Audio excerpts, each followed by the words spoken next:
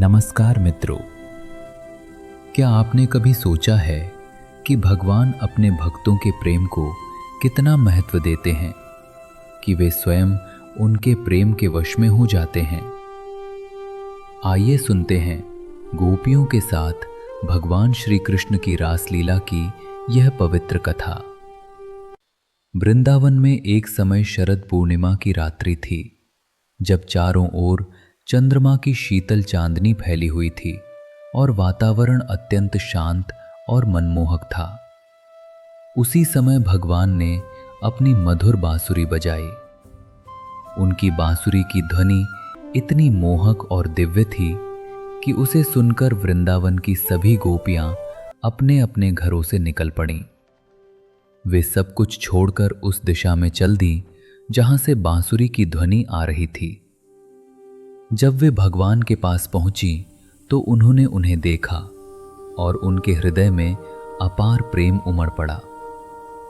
भगवान ने उनसे कहा कि वे अपने घर वापस चली जाएं, क्योंकि रात्रि का समय है और उनका परिवार उनकी प्रतीक्षा कर रहा होगा।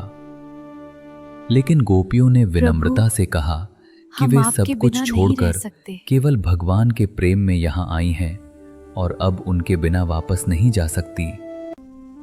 उनकी यह निष्ठा और प्रेम देखकर भगवान प्रसन्न हुए। तब भगवान ने उनके साथ रासलीला की।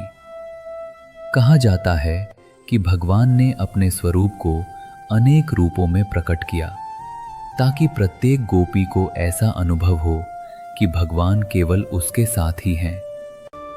यह लीला दिव्य थी और इसमें कोई सांसारिक भाव नहीं था, बल्कि यह आत्मा और परमात्मा के मिलन का प्रतीक था। कुछ समय बाद भगवान अचानक वहां से अंतर्धान हो गए। गोपियां व्याकुल हो गईं और उन्हें हर स्थान पर खोजने लगी। वे वृक्षों, लताओं और पशुओं से भी भगवान के बारे में पूछने लगी। उनकी यह विरह अवस्था अत्यंत गहरी थी।